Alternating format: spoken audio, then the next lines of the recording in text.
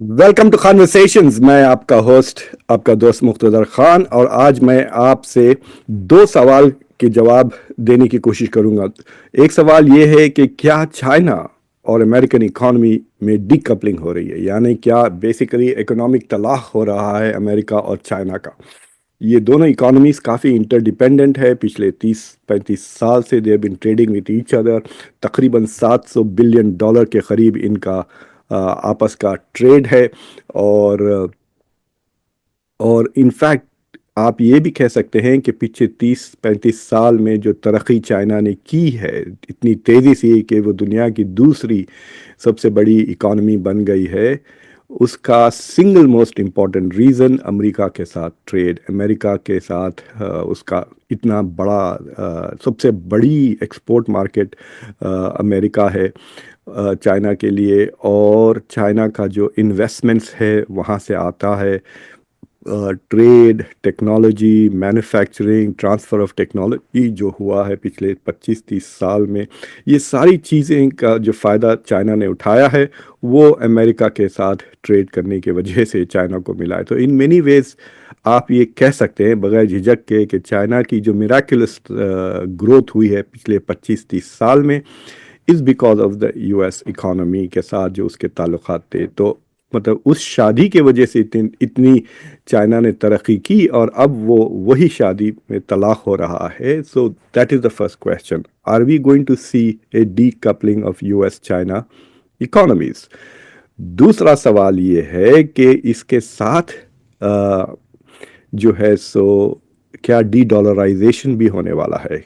क्या ये तलाक के वजह से अमेरिका की डॉलर की जो ताकत है, जो उसकी अहमियत है, जिसकी वजह से अमेरिका के कई फ़ायदे होते हैं और दुनिया का भी काफ़ी फ़ायदा होता है। They have a stable reserve currency जिस पे वो रिलाई कर सकते हैं, जिसके बेसिस पे इंटरनेशनल ट्रेड चलता है।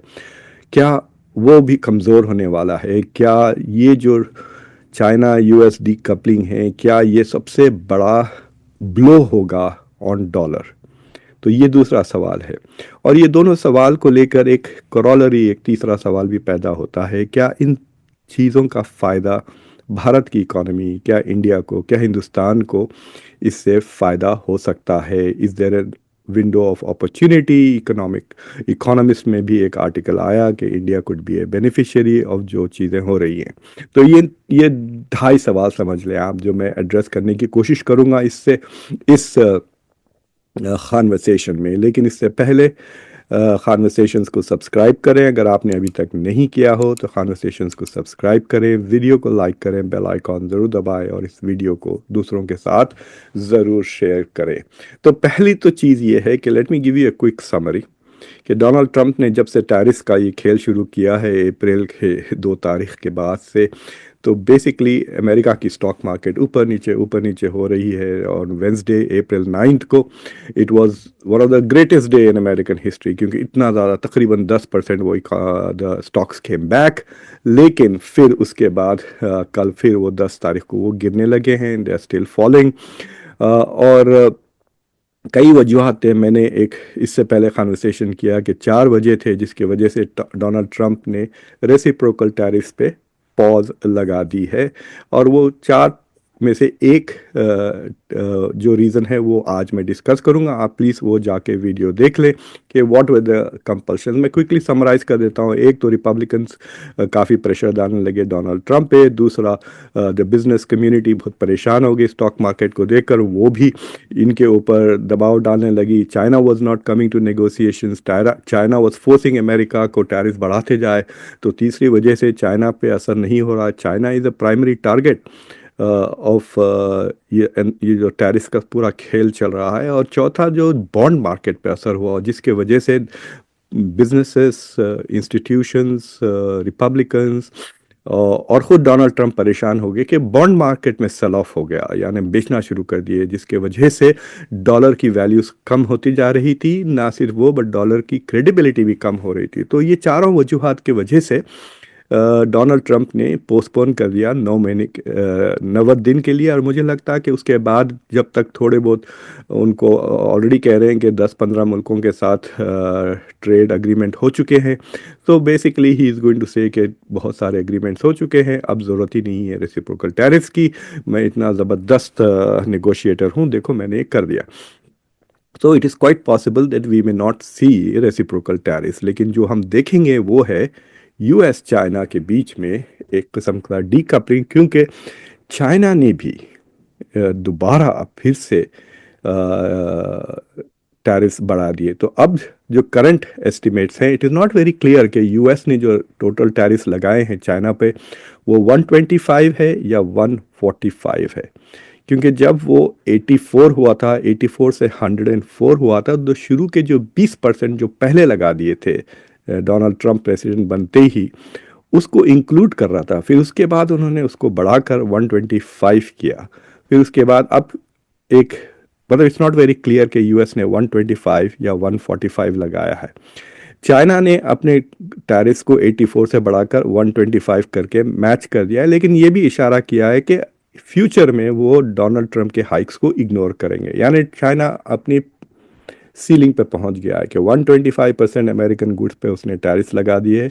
And I think they realise के और मजीद लगाना इज पॉइंटलेस। तो so they have sent a signal, और उस सिग्नल का ये भी मतलब हो सकता है कि we are ready for a dialogue, let's have a dialogue. मुझे नहीं लगता कि शी जिनपिंग भागे भागे वॉशिंगटन आना चाहते हैं, because it gives you a signal कि भाई आप गुरु हैं, मैं चेला हूँ, you are the boss, I am the subordinate. वो पोजीशन में वो नहीं आना चाह रहे थे, जैसा दूसरे लीडर्स भागे भागे आए थे वॉशिंगटन डीसी को पूरा फरवरी के महीने में। So Xi Jinping does not want to do that, but negotiations कैसा शुरू होंगे, we will see what happens. तो पहला जो मैं सवाल ये उठाना चाह रहा हूँ कि क्या ये जो ट्रेड वॉर चल रही है अमेरिका और चाइना के बीच में, is it going to lead to decoupling? तो काफ़ी पिछले 2-3 दिन में आर्टिकल्स छपे हैं यहाँ पर अमेरिका में, सेइंग कि डीकपलिंग शुरू हो गई है। और जैनेट येलन जो पिछले बार अमेरिका की ट्रेजर सेक्रेटरी थी, जो इंडिया के साथ उन्होंने काफ़ी कोऑपरेशन किया था, आप लोगों को याद होगा इंडिया में, so she was on television और वो कह रही थी कि ऐसा लग रहा है कि डीकपलिंग शुरू हो गई है, लेकिन ये बहुत तकलीफ दे होगी। तो डीकपलिंग इतना आसान नहीं है, क्योंकि इकोनॉमी बहुत ज़्यादा इंटीग्रेटेड है, सप्लाई चेन्स इतने ज़्यादा इंटीग्रेटेड है कि अमेरिका को एक दूसरा चाइना बनाना पड़ेगा to move out of this China to another China. ये जो डोनाल्ड ट्रंप के ख्वाब है कि सारी मैन्युफैक्चरिंग अमेरिका आ जाएगी, जो मैं आपसे बार बार कह रहा हूँ वो नहीं होने वाला है। एक तो cost is going to go through the roof अगर अमेरिका में बनाए हैं। अमेरिका में workers work for 50-60 thousand dollars, China में 12-15 हज़ार डॉलर में काम करते हैं वो। दूसरी चीज़ ये है कि उस तरह का इंफ्रास्ट्रक्चर अभी अमेरिका में नहीं है जो मैन्युफैक्चरिंग के लिए चाहिए, जो सिर्फ इस वक्त आपको चाइना में मिल सकता है। तो it's going to be very difficult, और कई साल लगेंगे ये डीकपलिंग होने। दोनों कंट्रीज़ के बीच में कुछ 650 से लेकर 700 बिलियन डॉलर का ट्रेड होता है। अमेरिका को चाइना कुछ 450 बिलियन डॉलर का एक्सपोर्ट करता है, और अमेरिका चाइना को 150 बिलियन डॉलर के साथ ज़्यादा एक्सपोर्ट करता है। So there are some very profound market. अगर ये ट्रेड ख़त्म हो जाते हैं तो अमेरिका में कई जॉब्स चले जाएंगे, और चाइना में भी। दूसरी चीज़ ये है कि America was not preparing for decoupling. लोग कहते हैं कि China was preparing for decoupling कई सालों से, और चाइना के लिए ये ज़रूरी भी है, क्योंकि जब तक आपकी इकोनॉमी अमेरिका की इकोनॉमी के साथ इंटेंगल्ड है, समझिए, या कनेक्टेड है, अमेरिका के पास पावर आ जाता है कि आपके ऊपर सैंक्शंस डालें, आपके ऊपर प्रेशर डालें फॉरेन पॉलिसी का।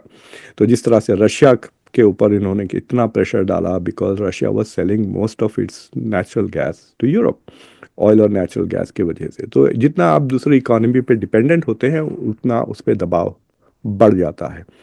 तो डीकपलिंग का एक ये है कि दोनों तरफ बहुत पेन होने वाला है। तो सवाल ये होता है कि can America absorb the pain जो डीकपलिंग की वजह से आएगा। और जो यहाँ पे जो पंडित हैं वो कहते हैं कि भाई 2026 में जो मिड टर्म इलेक्शन होगा, अगर डी कपलिंग की वजह से महंगाई बढ़ती है तो सफाया हो जाएगा रिपब्लिकन पार्टी का, क्योंकि जो सबसे इम्पोर्टेंट रीज़न जिसके वजह से डोनाल्ड ट्रंप ने इलेक्शन जीता 2024 में, वो था इन्फ्लेशन। इन्फ्लेशन और immigration, these were the two big issues. Immigration तो उन्होंने बिल्कुल बंद कर दिया है, इलीगल इमिग्रेशन, बॉर्डर सील हो गया है, तो that is not an issue. But they are not going to reward him अगर इन्फ्लेशन बढ़ता है, महंगाई, जिससे आम अमेरिकन की ज़िंदगी मुश्किल हो जाती है। देखिए, खाली अंडों की कीमत पे इतनी कंट्रोवर्सी हो गई थी अमेरिका में। तो सवाल ये उठता है कि अमेरिका इकोनॉमिकली शायद ये डीकपलिंग का दर्द बर्दाश्त कर ले, लेकिन पॉलिटिकली ये बर्दाश्त नहीं कर सकते हैं। सो दैट क्लियरली सेज कि देर इज ए पॉसिबिलिटी कि डीकपलिंग नहीं होगी, there will be reduced engagement, एक दूसरे के ऊपर बैरियर्स भी लग जाएंगे, रेस्ट्रिक्शंस भी लग जाएंगे। जैसा अमेरिका क्रिटिकल टेक्नोलॉजीज, चिप्स वगैरह चाइना को अब एक्सपोर्ट नहीं कर रहा है, और China critical materials, critical minerals का इस बार भी रेस्ट्रिक्शंस अमेरिका के ऊपर लगा दिया है। तो द पेन ऑफ डीकपलिंग इतना ज़्यादा होगा कि दिल में इतना दुख होगा फाइनेंशियली जेब में भी बहुत दुख होगा कि शायद ये डीकपलिंग नहीं होगी, लेकिन रीएडजस्टमेंट ज़रूर होगा। तो बात डी रिस्किंग की नहीं है, it is matter of how much of a decoupling can we afford without political risk. I think ये सवाल का जवाब होगा कि पॉलिटिकल रिस्क यानी इलेक्शन हारने की नौबत से थोड़ा पहले वो रुक जाएंगे डीकपलिंग से। तो सवाल ये है, तो चाइना के पास क्या हथियार है?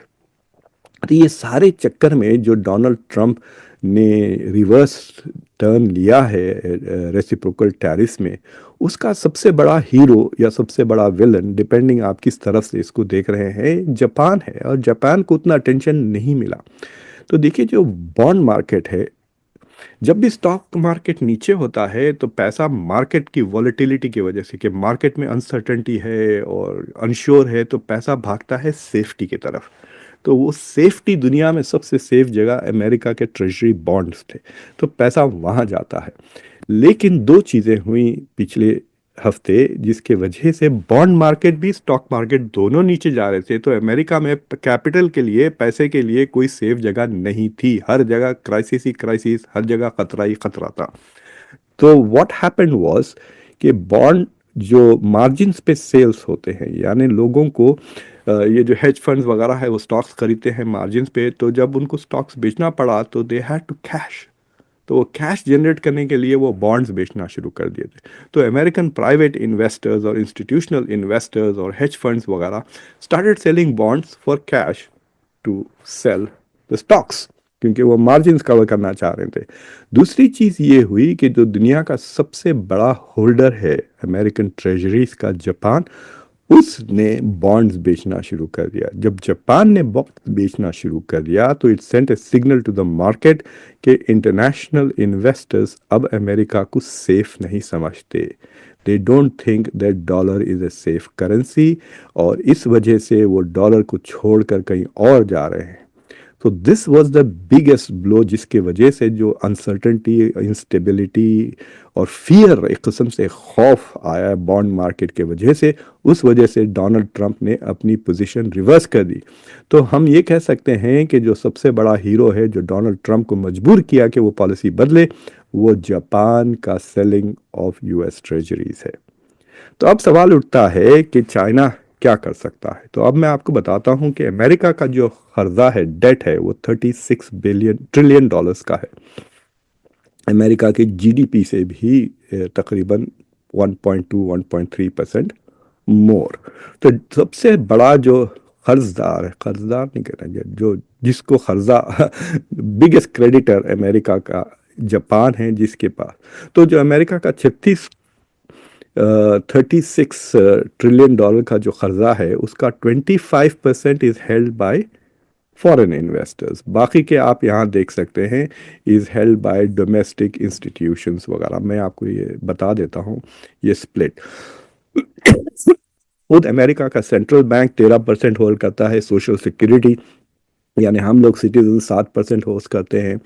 यूएस के इन्वेस्टर्स और जैसा कि बॉन्ड होल्डर्स और ये हेज फंड्स और दूसरे बैंक, जेपी मॉर्गन, गोल्डमैन सैक्स वगैरह, वो तकरीबन 55% अमेरिका के ट्रेजरीज होल्ड करते हैं। काफ़ी रिटायरमेंट फंड्स वगैरह भी, because it's considered a very safe investment. और सिर्फ एक चौथाई 24% इज हेल्ड बाय फॉरेनर्स, यानी 24% ऑफ 36 आप कह सकते हैं कुछ $9 ट्रिलियन के करीब होता है, वो जो बाहर वालों के पास है। तो उसमें सबसे ज़्यादा जो बड़ा क्रेडिटर है वो जापान है, जिसके पास वो 1.1 ट्रिलियन और तकरीबन $100 बिलियन के यूएस ट्रेजरी बॉन्ड्स है। नंबर 2 पे चाइना है 768, नंबर 3 पे यूके है 765, और आप देखते जाइए। और फिर इंडिया के पास भी तकरीबन $250 बिलियन के ट्रेजरी बॉन्ड्स हैं अमेरिका के। तो China is the second biggest holder. तो चाइना का ये बहुत बड़ा हथियार है। अगर देखिए, चाइना के पास पहले तकरीबन 1 ट्रिलियन से ज़्यादा, और कहते हैं कि टोटल चाइना के इन्वेस्टमेंट्स अमेरिका में $1.5 ट्रिलियन के करीब है। Private investments, foreign direct investments, company to company investments, और ये जो ट्रेजरीज जो होल्ड करता है तकरीबन $770 बिलियन का। लेकिन अगर चाइना बेचना शुरू करता है अमेरिका की ट्रेजरीज, तो अमेरिका की ट्रेजरीज की कीमतें गिरना शुरू हो जाएगी, यील्ड बढ़ जाएगा, and people will not consider it a safe. तो that is a big blow, जिसके वजह से डॉलर की अहमियत ख़त्म हो सकती है। यानी ब्रिक्स की करेंसी उतना नुकसान नहीं कर सकती अमेरिका को, अगर जापान और चाइना मिलकर ये ड्रॉप करना शुरू कर दे ये ट्रेजरी से, या खुद खुद चाइना अकेला भी अगर यूएस ट्रेजरीज, यूएस का जो पेपर होल्ड करता है, अगर वो कर्जा बेचना शुरू करेगा, तो अमेरिका का बहुत नुकसान हो सकता है। और दूसरी चीज़ ये है, चाइना के पास एक हथियार है कि वो अपनी करेंसी को डिवैल्यू करेगा, जिसके वजह से जो टैरिफ के वजह से जो नुकसान हो रहा, वो डिवैल्यूएशन के वजह से फ़ायदा हो जाएगा। तो देर आर मेनी वेपन्स जो चाइना के पास है, क्या वो इस्तेमाल कर सकता है या नहीं, वी विल सी। तो दो पॉसिबिलिटीज हैं अब, एक कि कुछ हद तक चाइना और अमेरिका की इकोनॉमीज के बीच में डीकपलिंग या सेपरेशन होने वाला है। वो तो होएगा ही, क्या पूरा होगा या नहीं, that is where the pain वगैरह पॉलिटिक्स आ जाती है। दूसरी चीज़ ये है कि क्या रिटेलिएशन में चाइना अपना ट्रम्प कार्ड खेलता है, where it tries to reduce the value of dollar. तो क्या डी डॉलराइजेशन हो सकता है? दुनिया को चाहिए एक सेफ रिजर्व करेंसी जो डॉलर है, और अगर डॉलर कमज़ोर हो जाता है तो काफ़ी दूसरे मुल्कों का नुकसान हो सकता है। मिसाल के तौर पर अगर श्रीलंका का ट्रेड हो रहा है लेटर से डेनमार्क से, तो वो कौन सी करेंसी में करेंगे? Will they rely on European union, EU वगैरह? So dollar is a safe currency, सब होल्ड करते हैं, एंड इट हैज़ वैल्यू। तो अब इससे तीसरा मेरा जो सवाल था कि इससे क्या इंडिया का फ़ायदा हो सकता है। तो दो चीज़ें हैं। तो India is not involve in dedollarisation. अगर डी डॉलराइजेशन होगा तो इन ए वे इंडिया का भी नुकसान हो सकता है, अनलेस आप समझ रहे हैं कि लोग रुपयों में ट्रेड करना शुरू करेंगे। That is not going to happen अभी। आई डोंट थिंक कि इमीडिएटली लोग रुपये में ट्रेड करना शुरू कर देंगे। डी डॉलराइजेशन को लगेंगे चंद साल। But the other thing is कि चाइना अमेरिका की डीप कपलिंग की वजह से क्या अमेरिकन कंपनीज जो चाइना में इन्वेस्ट किए हुए हैं, will they move their manufacturing to India? ये सवाल है। जो सबसे ज़्यादा दो कंपनीज जो बहुत ज़्यादा चाइना मैन्युफैक्चरिंग पे डिपेंड करते हैं, वो एप्पल और टेस्ला हैं। तो एप्पल ने पिछले 10 दिन में कई, कहते हैं कि 5 हवाई जहाज भर के कई हज़ारों लाखों आईफोन्स को इंडिया से अमेरिका लेकर आया टैरिफ लगने से पहले। So it is increasing the manufacturing. India तकरीबन 25% अब आईफोन बना रहा है out of the total. But does India have the capacity? क्या एप्पल अब वो फैक्ट्रियाँ चाइना में बंद करके will move all of that? देखिए, इट्स नॉट जस्ट कि फैक्ट्री एक डब्बा इधर से उधर कर रहे हैं। They need workers, they need the infrastructure. क्या इंडिया के पास इतना इंफ्रास्ट्रक्चर है कि they can handle 100% of apples manufacturing in India?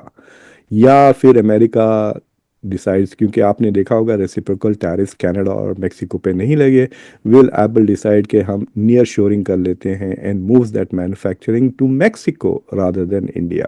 तो ये एक सवाल है नंबर वन कि is India ready to move. दूसरी, टेस्ला फॉर एग्जांपल, टेस्ला कहाँ जाएगा? टेस्ला तो फंस गया है। टेस्ला तो अभी इंडिया में बेच भी नहीं रहा है पूरी तरह से। Tesla forget about manufacturing and moving it to India. तो मुझे लगता है कि इलॉन मस्क का काफ़ी प्रेशर रहेगा ऑन डोनाल्ड ट्रंप के डीकपलिंग ना करे and don't force China to completely disconnect.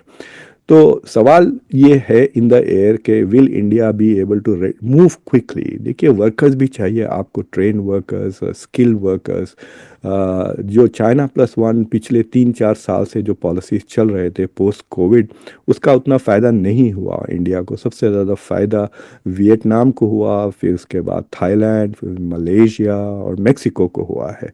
So why didn't they come to India? Because they have a problem with India's infrastructure और इंडिया के पास स्किल वर्कर्स नहीं है। ये बड़ी ताज्जुब की बात है। इंडिया इतना फोकस करता है ऑन एजुकेशन, बट मैं कॉन्स्टेंटली जब भी ये बात सुनता हूँ कि इंडिया लैक स्किल वर्कर्स, बड़ी हैरत होती है कि वियतनाम के पास और मेक्सिको के पास they have more skill workers than India. But anyway, so this is this challenge, can India rise up to this opportunity? क्या इंडिया जल्दी से अपनी इकोनॉमी को ऐसा रिस्ट्रक्चर कर सकता है जिसके वजह से it is ready to receive the derisking और डी कपलिंग जो चाइना के साथ होगी? Will it be able to move that to India? दूसरी चीज़ ये है कि हो सकता है कि चाइना अपनी मैन्युफैक्चरिंग कैपेसिटी का इस्तेमाल कर कर काफ़ी प्रोडक्ट्स को दूसरे मार्केट्स में डंप करेगा, इंडिया में भी डंप करेगा। India has to be alert to that. वो इतना डंपिंग दूसरी जगह करेगा कि the loss of US market will be compensated. देखिए, 450 बिलियन की बात है सिर्फ। तो जो टोटल इकोनॉमी है चाइना की, दैट इज़ $20 ट्रिलियन। ठीक है, तो इट इज़ अबाउट 2.5% की बात कर रहे हैं आप, about like 10% of $20 trillion is 200, 1% is $200 billion. और तो 2.5%, या आई वाज राइट, 2.5% ही है ऑफ इस जीडीपी। अगर वो अपने एक्सपोर्ट्स यूरोप को और दूसरे डेवलपिंग कंट्रीज को बढ़ा लेता है, then there will be no need to look for an alternate to China. अगर वो मार्केट्स ढूंढ लेता है। So the big deal is कि जैसा कि यूरोप अमेरिका से चिढ़के, कनाडा अमेरिका से चिढ़के अगर वो चाइना की तरफ मुड़ जाते हैं, तो then India will not be able to exploit this opportunity. अगर वो चीज़ ना होती है, यानी यूरोप भी, डेवलपिंग मुल्क भी, कनाडा, जापान वगैरह भी अगर चाइना के तरफ से हट जाते हैं, then India has a much higher chance of benefiting. But let us see how things will unfold. And thank you for watching conversations. Please अगर आपने चैनल को अभी तक सब्सक्राइब नहीं किया हो तो चैनल को सब्सक्राइब करें, वीडियो को लाइक करें, बेल आइकॉन ज़रूर दबाएं और इस वीडियो को दूसरों के साथ ज़रूर शेयर करें। अंटिल नेक्स्ट टाइम, मैं आपका होस्ट, आपका दोस्त मुख्तदर खान। Take care.